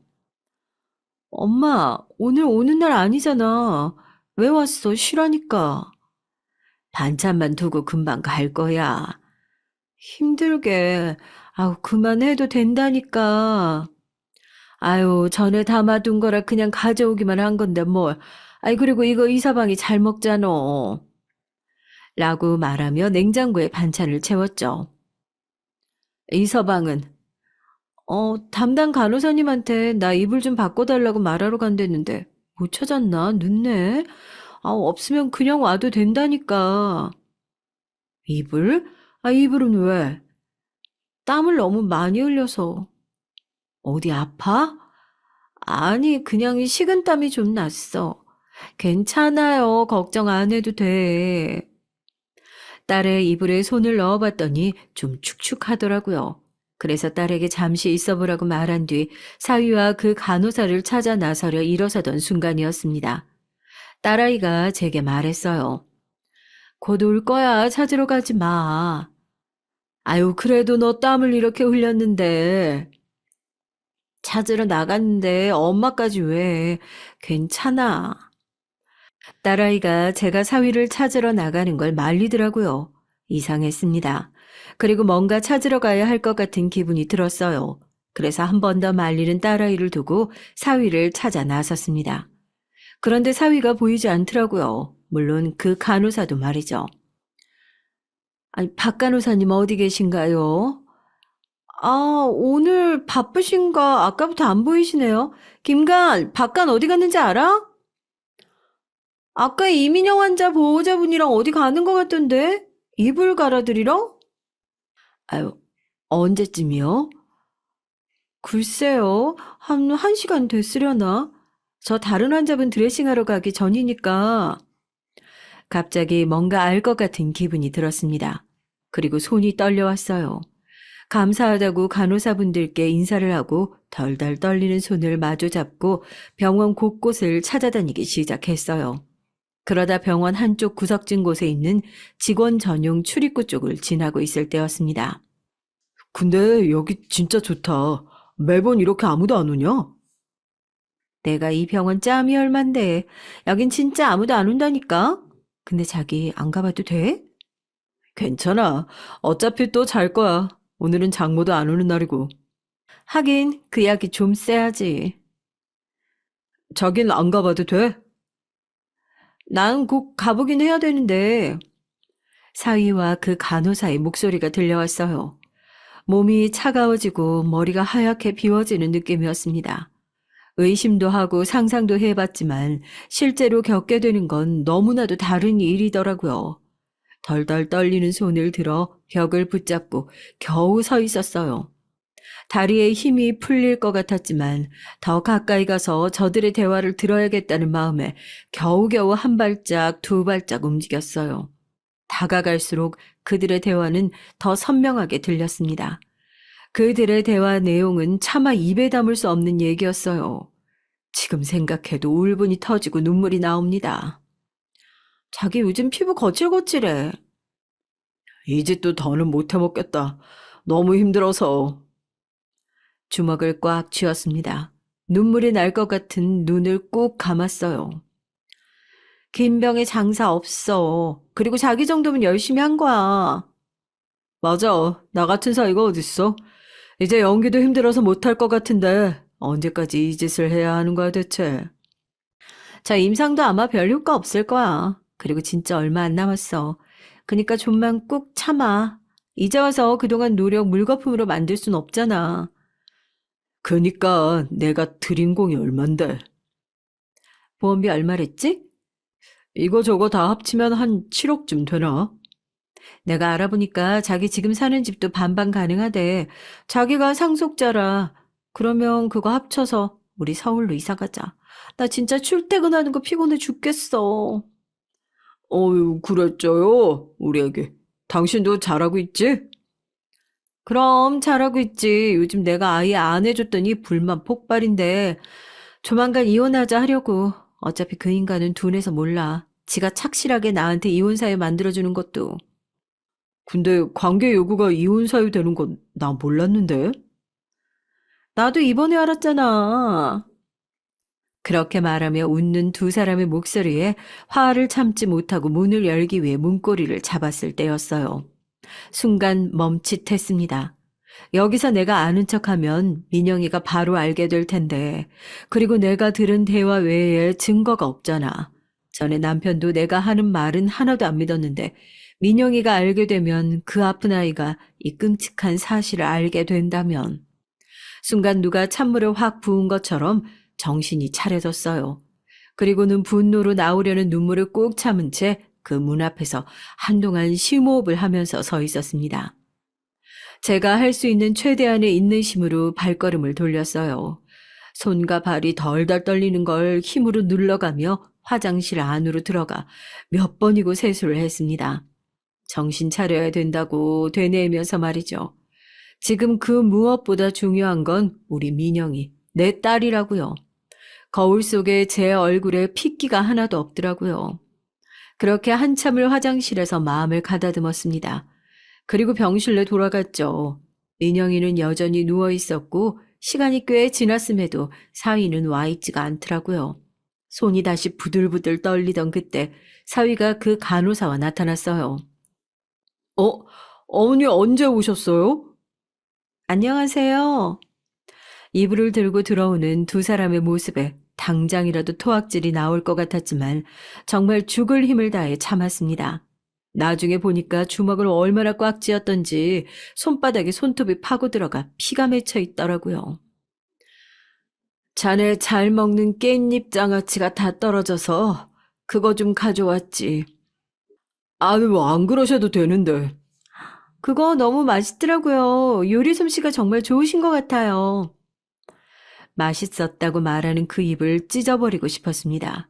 등신같이 이런 것도 모르고 반찬을 해다 나른 제 자신도 죽이고 싶었어요. 내가 해준 반찬을 나눠 먹고 내 딸이 죽은 뒤에 받을 보험금으로 미래를 꿈꾸는 두 사람을 제가 그 자리에서 어떻게 참아냈는지 기억도 나질 않아요. 엄만 그만 가볼게. 내일 보자, 민영아. 음. 힘없이 웃는 딸을 그 둘 사이에 놓고 오는 게 너무 마음에 걸렸지만 더 있다가는 저도 모르게 그 두 사람의 머리채를 잡든 뭔가를 집어 던지든 사고를 칠 것 같았어요. 그래서 급히 자리를 떴습니다. 그리고는 집에 와서 곰곰이 생각을 했죠. 어떻게 하면 저 둘을 완전히 매장시켜 버릴 수 있을지 고민을 했어요. 하지만 그 전에 딸애가 알게 될 게 더 걱정이었습니다. 이대로 묻어야 하나 하는 생각도 했고요. 엄마, 이서방한테 너무 잘해주지 마. 다음날 병원에 갔더니 딸애가 넌지시 말을 하더라고요. 사위와 박간호사를 찾으러 갈 때 저를 말리던 그 얼굴, 그 표정으로 말이죠. 순간 간담이 서늘해졌습니다. 혹시 이 아이도 뭔가 알고 있나 싶은 마음에 말이죠. 어제는 화가 났다면 오늘은 무서웠습니다. 혹여나 딸아이가 알고 있을까 말이죠. 왜? 그냥 그 시간에 엄마랑 아빠 자신을 더 챙기라고. 그 사람은 그 사람이 알아서 잘해. 그렇게 말하는 딸의 표정을 보고 알 수 있었습니다. 저애도 알고 있구나 하고요. 정말 가슴이 미어지고 찢어진다는 게 이런 거구나 했어요. 요즘 유독 힘이 없어 보이던 것도 그 이유인 것 같았습니다. 엄마라는 사람이 그런 인간에게 우리 사위 거리면서 반찬을 해다 나르는 걸 보면서 딸아이가 얼마나 속상했을지, 얼마나 울었을지 상상조차 가지 않았어요. 그리고 그날 집으로 돌아와서 결심했습니다. 저 둘을 내 손으로 끝내버리겠다고 말이죠. 무슨 수술을 써서든요. 그렇게 제 복수는 시작됐습니다. 집에서 살림만 하던 다 늙은 중년 여자가 뭐 하나 제대로 할 수 있는 게 있었겠어요. 그래서 열심히 찾아봤죠. 그리고 고민했습니다. 어떻게 하면 확실한 증거를 잡아서 그 두 사람을 지옥으로 보낼 수 있을지 말이죠. 열심히 찾아보고 알아본 결과 굉장히 작은 소형 카메라와 녹음기를 찾아냈죠. 그리고는 그 둘이 자주 가는 것 같은 그 비상구에 설치를 했어요. 물론 몰래카메라 설치하는 건 잘못된 일이었지만 그때는 이것 말고는 방법이 없다고 생각을 했습니다. 그리고 며칠 뒤 사위가 있는 날 병원에 갔더니 아니나 다를까 한참을 또 자리를 비웠더라고요. 당장이라도 그곳으로 달려가 그 두 년놈들을 잡아 족치고 싶은 걸 참아가며 사위를 기다렸죠. 또 웃으면서 병실로 걸어 들어오는 두 사람을 보고선 참지 못하고 한마디를 했어요. 두 사람 많이 친해졌나 봐요. 제 말에 박 간호사가 당황하더라고요. 아, 보호자분이 워낙 자주 오시기도 하고 성격도 좋으셔서요. 친하면 좋죠. 아, 그렇죠, 어머니. 제가 그렇게 말하자 의심해서 꺼낸 말은 아니다 싶었는지 웃으며 대답하는 두 사람을 보고 속으로 생각했어요. 니들은 이제 끝났다고 말이죠. 그리고 곧장 카메라를 회수해서 내용을 확인했습니다. 아니나 다를까 적나라한 애정 행각들과 우리 애와 그 간호사의 남편을 두고 하는 인간 이하의 말들이 다 녹화돼 있었어요. 아니, 인간 이하였습니다. 직접 두 눈으로 보니까 정말 견딜 수가 없더라고요. 당장이라도 그 영상을 그 두 사람에게 보여주며 따져 묻고 무릎 꿇리고 싶었지만 제가 바라는 건 그 정도가 아니었기 때문에 조용히 가지고 때를 기다리기로 했어요.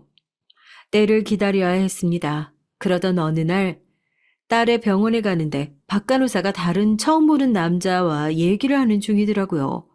속으로 또 다른 불륜 상대가 있나 생각도 잠깐 했어요.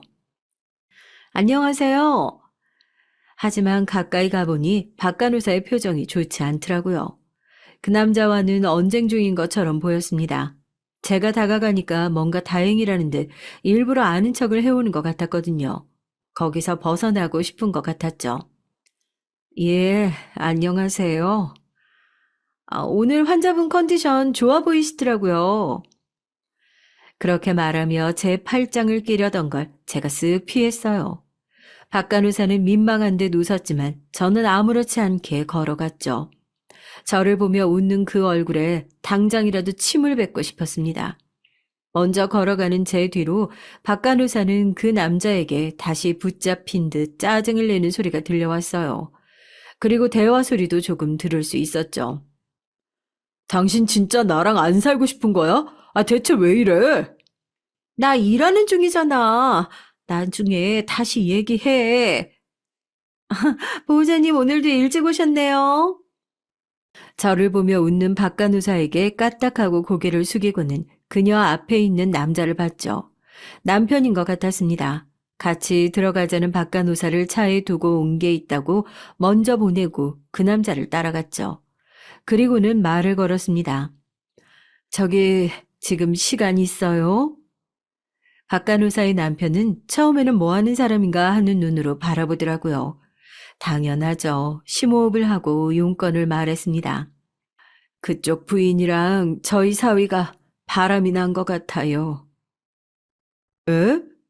그게 무슨 소리를 하냐고 미친 사람 취급하려던 남자에게 보여줄 게 있다고 제 차로 끌고 왔어요. 그러고는 제가 녹화한 영상을 보여줬죠. 그 남자의 얼굴이 새하얗게 질려갔습니다. 이렇게 경우 없게 알리고 싶진 않았는데 제가 지금 그런 걸 따질 처지가 못 돼서요. 저희 딸이 시한부입니다. 오죽하면 이럴까 하는 부모 마음을 좀 이해를 해 주세요. 한동안 말없이 영상을 뚫어져라 보던 남자가 잠시 뒤 말을 했어요. 제가 어떻게 하면 될까요? 뭐든 하겠습니다. 일단 모른 척 할 것을 요구했어요. 그리고 박 간호사가 이혼을 어떤 식으로 준비를 하고 있는지 알렸어요. 조심하라고요. 그리고 휴대폰 번호를 주고 받았습니다. 그 남자는 굳은 얼굴로 돌아갔어요. 딸 애가 어느 날 넌지시 그러더라고요. 나 보험금 수령자 엄마로 해놨어. 왜? 그냥 그러고 싶어서. 울컥 눈물이 날 것 같았죠. 그래서 그날 저녁 딸에게 이 얘기를 했습니다. 민영아, 엄마도 알고 있어. 그랬더니 딸애가 울기 시작했어요. 그런 아이를 안고 같이 밤새 울었습니다. 그동안 너무 서럽고 속상했다고. 역겨워서 얼굴도 못 보겠는데 엄마랑 아빠가 알면 너무 속상해할까봐 참았다는 딸의 말에 저는 더 이상 못할 게 없었어요. 일단 그 둘을 어떻게 하면 가장 처참하게 보내버릴 수 있을까를 고민했죠. 사회적으로 매장을 시켜버리고 싶었어요.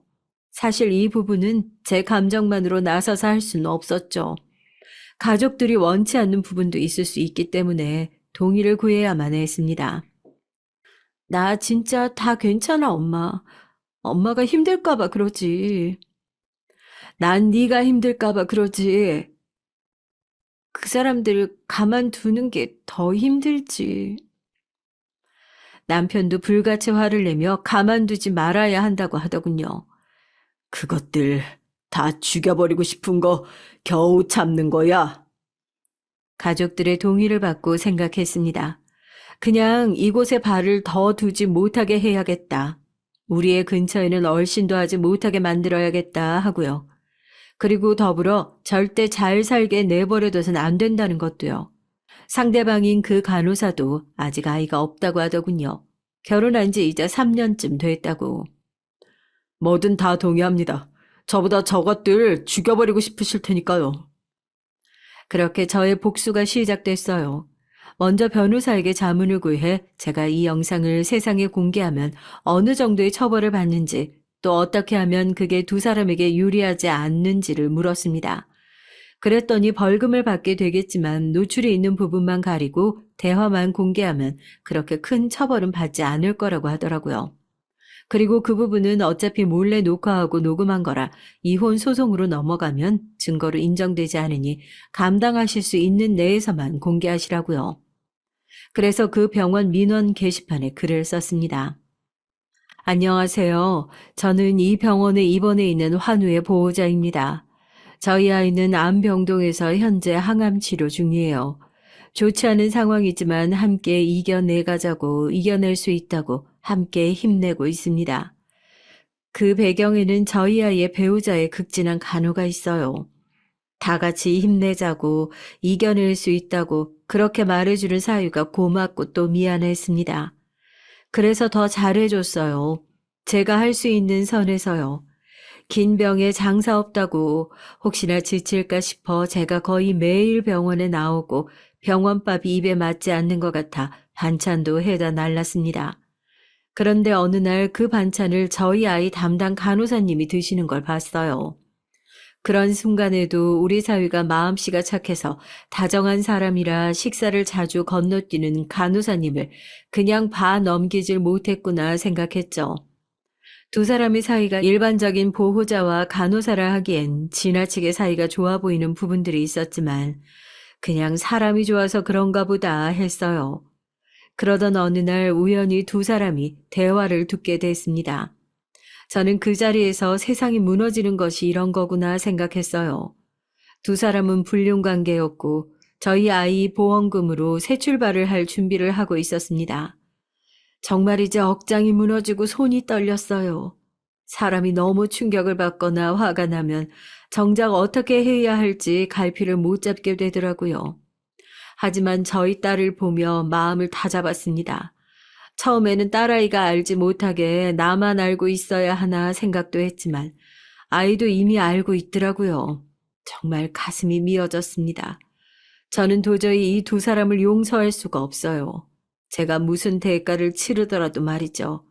그래서 공개하기로 했습니다. 아무도 오지 않는다는 그 둘만의 비상구에서 어떤 얘기를 주고받았는지 말이죠. 얼굴과 이름도 다 밝히고 싶지만 제가 가지고 있는 마지막 인내심으로 그 부분은 가렸습니다. 라는 내용과 함께 영상을 올렸죠. 그들의 대화 장면만 말이죠. 임상이 효과가 있긴 한 거야. 요즘 컨디션이 좋아 보이던데? 원래 확률상 효과가 없어야 하긴 하는데, 그래봤자 반짝일 거야. 이제 병간호도 진짜 못해 먹겠어. 왜 아니야? 자기가 좀만 참어. 보험금만 7억이라며. 우리 자기 보러 오는 나가 아니었으면 진작에 때려치웠어. 그런 대화가 녹화된 영상이었습니다. 익명으로 글을 썼고 얼굴도 모자이크 처리를 했지만 그 둘이 누군지는 금방 모두가 알게 됐어요. 더구나 저만 가지고 있던 의구심도 아니었더라고요. 이미 간호사들 사이에서 그 둘의 사이가 어딘가 심상치 않다라는 얘기가 돌고 있었더라고요. 병원은 정말 말 그대로 발칵 뒤집혔습니다. 병원의 모든 환우들, 특히 결혼한 젊은 여자 환우들과 그 보호자분들이 분노했어요. 의료진이 이래서야 어떻게 믿고 치료를 받을 수 있는지와 의료진의 인성교육 같은 것들에 대해 얘기가 나왔죠. 의도하진 않았지만 다른 간호사분들이 고생을 많이 하셨어요. 환자분들이 계속 의심 섞인 눈으로 아무 죄 없는 간호사분들까지 바라봤거든요. 박 간호사는 처음에는 모른 척 자기가 아닌 척 뻔뻔하게 병원을 며칠 더 나왔습니다. 아무도 그녀와 말을 하지도 어울리지도 않았지만요. 그러다 징계위원회가 열렸죠. 저도 그 자리에 갔습니다. 사실 확인을 위해서 말이죠. 이렇게까지 하셨어야 했어요? 기가 찼어요. 납작 엎드려서 사과를 해도 모자랄 판에 지금 상황에 저에게 불만을 얘기를 하다니요. 하긴 애초에 그런 사람이니까 일을 이렇게 만든 거지만 말이죠. 정말 그냥 죽여버리고 싶다 생각한 거 참아서 이 정도라는 걸 모르는 게 유감이네요. 아니, 그러신다고 따님분 병이 낫는 것도 아닌데요. 지금 이 대화도 안에서 그대로 말해도 될까요? 그렇게 당당하면. 그 말에 박 간호사가 입을 꽉 깨물더니 입을 다물더라고요. 제 앞에서 언제나 웃으며 친절하게 굴었던 그때 그 사람과는 완전히 다른 사람의 모습을 하고 있었습니다. 징계위원회에서 최대한의 처벌을 바란다는 점을 강력히 어필했어요. 용서고 하부이고 다 할 마음도 없다고요. 그리고 이렇게 덧붙였습니다. 이런 부도덕한 일을 저지르고도 저 간호사가 이 병원에 남아있다면 병원에 있는 환우들이 병원에 대한 불신은 더 커지지 않을까요? 저런 짓을 해도 가해자는 잃는 것이 하나도 없다면 희망도 없을 겁니다. 병원을 위해서라도 저런 직원은 없어져야 돼요. 예상대로 박 간호사는 병원에서 해고당했어요. 병원 입장에서도 그런 직원을 데리고 있기 부담스러웠겠죠. 그리고 이미 인터넷에 저희 얘기가 퍼질 대로 퍼졌고 기사도 좀 났다고 알고 있었거든요. 사위는 그 뒤로 그냥 종적을 감췄어요. 비열하고 비겁하게 말이죠. 그런데 그건 저희에게만은 아니었던 것 같습니다. 박 간호사가 병원에서 해고되던 날 저를 찾아왔어요. 여자만 잡고 사위는 품기로 하신 거 너무 불공평한 거 아닌가요? 바람은 양쪽에서 폈는데 사위분은 멀쩡하신 거죠? 품다니 무슨 소리예요? 그날 이후로 어디 갔는지 얼굴 한번 본 적이 없는데. 네? 알고 보니 제가 병원 게시판에 그 글을 올린 걸 알게 된 뒤 사위와의 연락이 아예 끊겼다고 하더라고요. 전화를 해도 문자를 해도 받지 않는다고 말이죠. 그래서 저희가 용서해 준 줄 알았다고 하더라고요. 그렇지 않고서는 이렇게 단칼에 연락을 잘라버릴 리 없다고 말이죠. 그런 관계가 그렇게 신뢰고 뭐고 없는 거 아니겠냐고 말해주고 돌아섰습니다. 겨우 이 정도의 관계로 이렇게 저희에게 상처를 줬다는 것에 허탈하기까지 했습니다. 사위는 정말 종적을 감췄어요. 남편이 사위를 죽여버리겠다고 방방 뛰는 것을 말릴 필요도 없이 말이죠. 그리고 얼마가 지났을까요? 사위에게서 연락이 왔습니다. 남편은 따라 나서겠다고 했지만 이성을 챙기지 못할 게 뻔했기 때문에 뜯어 말렸죠. 당신은 민영이 옆에 딱 붙어 있으라고 달랬습니다. 병원 주변의 카페에서 만나자 했어요. 그리고는 그곳에 박간호사의 남편도 불렀고요. 사위는 제 옆에 남자를 누군지 궁금해하며 들어왔어요. 어머니, 저한테 말씀을 하시지 그걸 그런 식으로. 인사해, 박간호사 남편분이시네.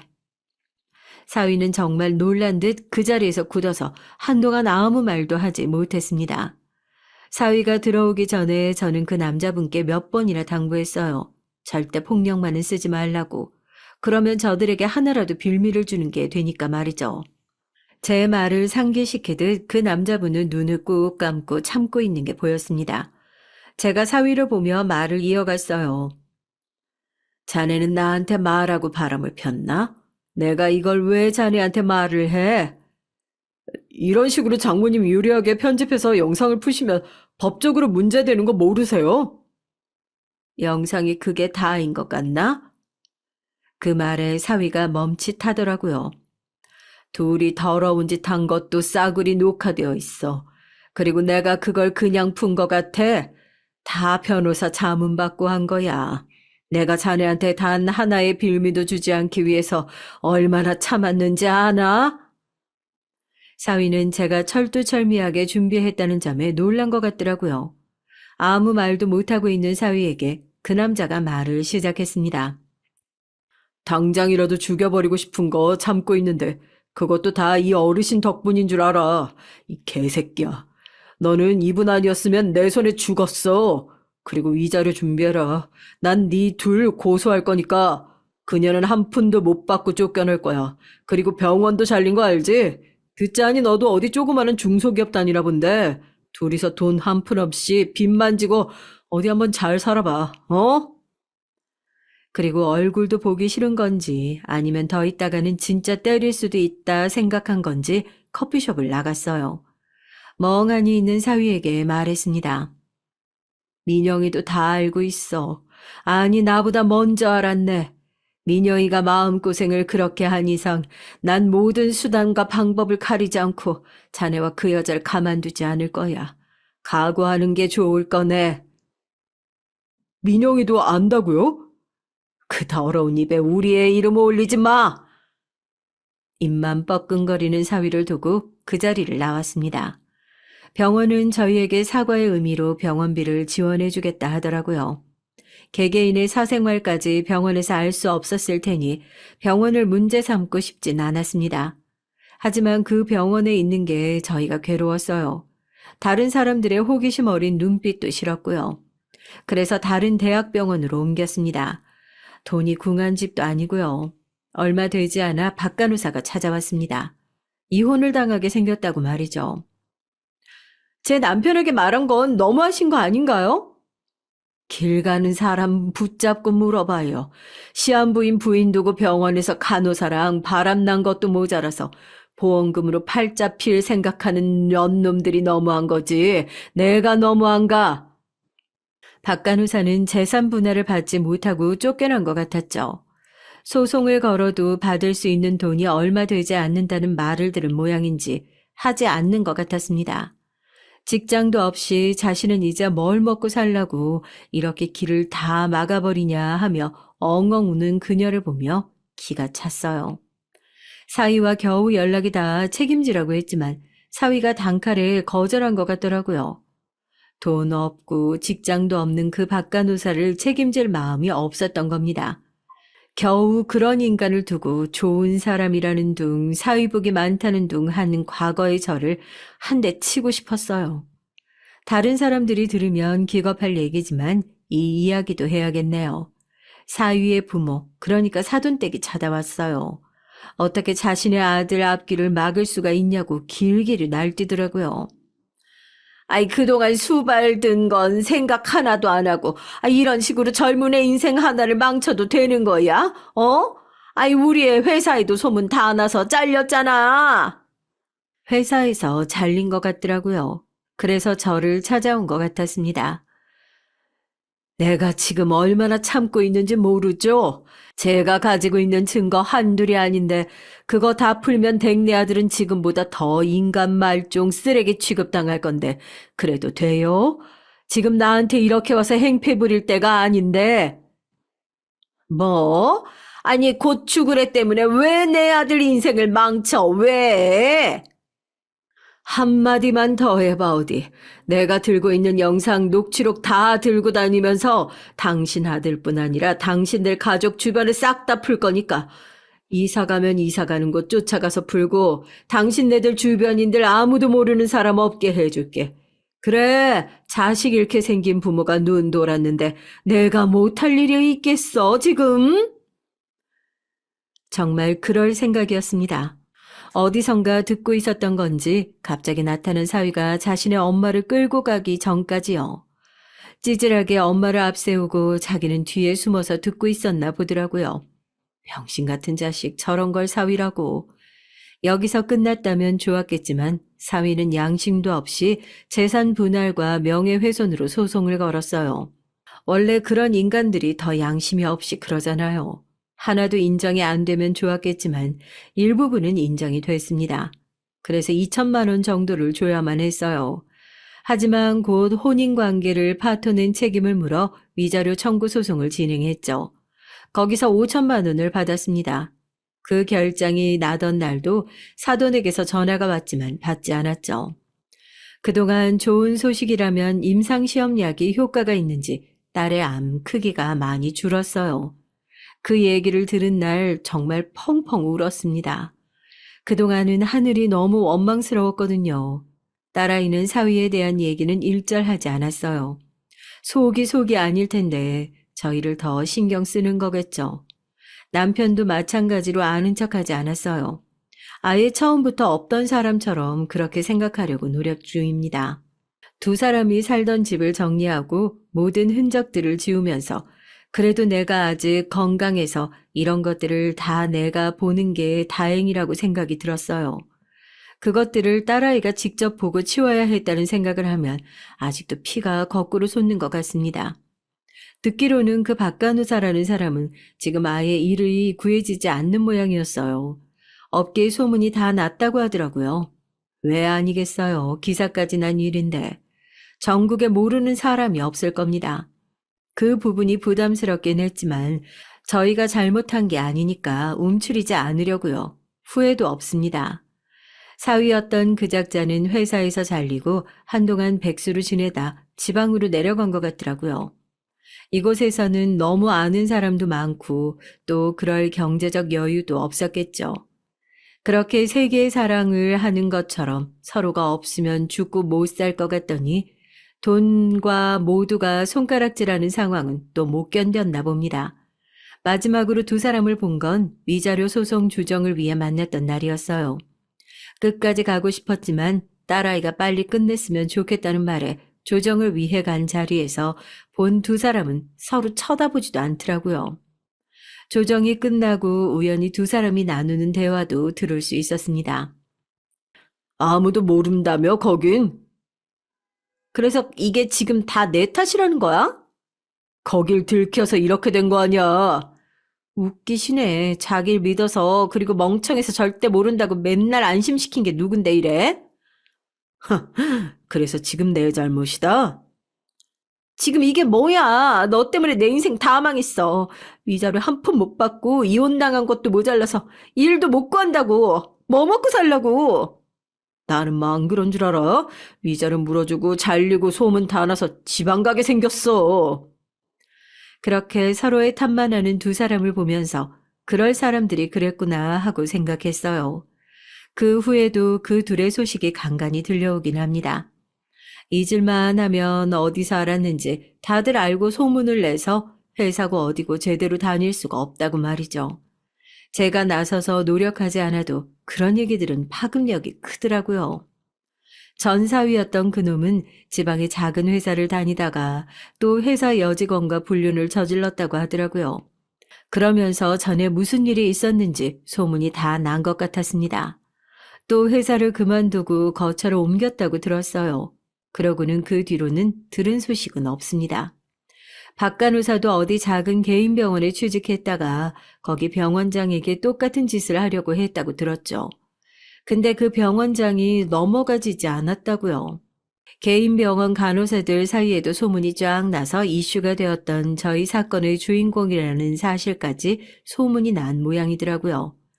제가 굳이 나서지 않아도 그 두 사람은 스스로 나락으로 가고 있었습니다. 그게 본성이니 어쩔 수 없이 그렇게 되는 거겠죠. 그 간호사가 말했던 확률적으로 효과가 없을 거라던 그 임상약은 너무 다행히 우리 아이에게는 잘 들었어요. 암의 크기가 눈에 띄게 작아져서 이제 컨디션을 많이 회복했습니다. 다음 치료도 곧 받으러 갈 거고요. 가장 최근엔 병원에서 희망이 보인다는 말도 들었어요. 시한부 선고까지 받았었는데 말이죠. 기적이나 마찬가지입니다. 왜 우리 딸에게 이런 일이 일어나나 하늘을 원망했던 적도 있었습니다. 하지만 이미 일어난 일이고 우리가 선택할 수 있는 문제가 아니라면 받아들이고 하루하루 최대한 열심히 그리고 희망을 가지고 살아야 한다는 교훈 아닌 교훈을 얻게 됐어요. 그리고 언젠가 업보는 반드시 돌아간다는 것도 말이죠. 우리 딸은 반드시 꼭 나을 겁니다. 그렇게 될 거예요. 우리 딸만큼 착하고 바르게 사나이도 없으니까요. 이런 희망적인 얘기로 이 얘기를 끝낼 수 있어서 얼마나 다행인지 몰라요. 엄마, 오늘 날씨 너무 좋다. 딸도 이제 그 일에서 많이 벗어난 것 같아요. 물론 속은 얼마나 썩고 있는지 알 수 없지만 전보단 많이 편안해진 것 같습니다. 오늘 맛있는 거 먹을까? 좋지. 그렇게 말하며 웃는 딸을 보며 저는 오늘도 힘을 냅니다.